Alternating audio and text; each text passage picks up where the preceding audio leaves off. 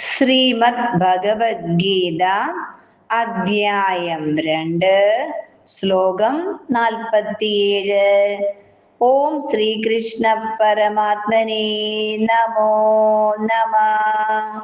കർമ്മണ്യേവാധികാരസ്തേ മാ ഫലേഷു കദാചന മാ കർമ്മഫലഹേതുർഭൂർ മാതേ സംഗോസ്ത കർമ്മണി.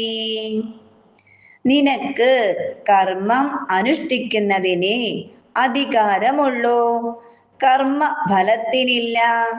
കർമ്മഫലം അനുഭവിക്കുന്നതിന് കാരണമാകാതിരിക്കൂ. അതേപോലെ കർമ്മം ചെയ്യാതിരിക്കുന്നതിൽ താല്പര്യം ഉണ്ടാകാനും പാടില്ല എന്ന് ഭഗവാൻ അർജുനനോട് പറയുന്നു. ശ്രീമദ് ഭഗവത്ഗീത ഭാവാർത്ഥം. അഭ്യസിച്ച കർമ്മവാസനകളുമായി ജീവിത രംഗത്തിലെത്തുന്ന ഒരു ലൗകികന് തന്റെ കർമ്മഭാഗത്തെ സത്യോന്മുഖമാക്കി ജീവിതം ധന്യമാക്കാനുള്ള പ്രധാന കാര്യങ്ങളാണ് ഈ ശ്ലോകത്തിൽ വിവരിച്ചിരിക്കുന്നത്.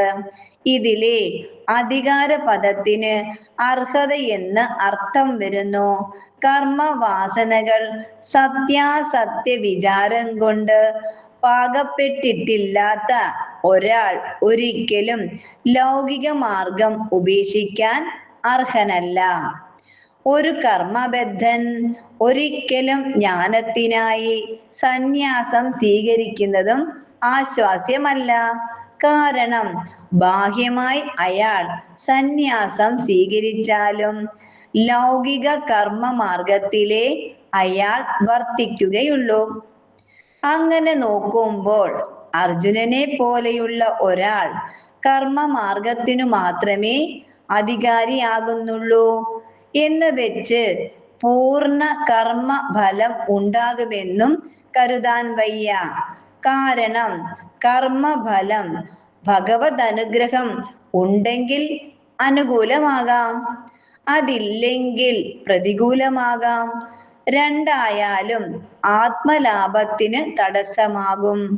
അതിനാൽ ജീവിതത്തിൽ സത്യാനുഭവ കാര്യമായ സുഖമോ കാര്യങ്ങളോ ആഗ്രഹിക്കുന്നയാൾ ഈശ്വരനെ മറന്ന് ഫലചിന്തയിൽ ഒരിക്കലും മനസ്സിനെ വ്യാപരിക്കാൻ പാടില്ല.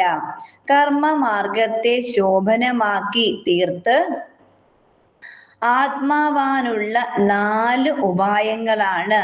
കർമ്മം ചെയ്തേ തീരൂ, കർമ്മഫലത്തിൽ ആകാംക്ഷയരുത്, കർമ്മവാസനകൾ സഞ്ചയിക്കരുത്, അകർമ്മണ്യതയിൽ സംഘം വരരുത് എന്നിവ.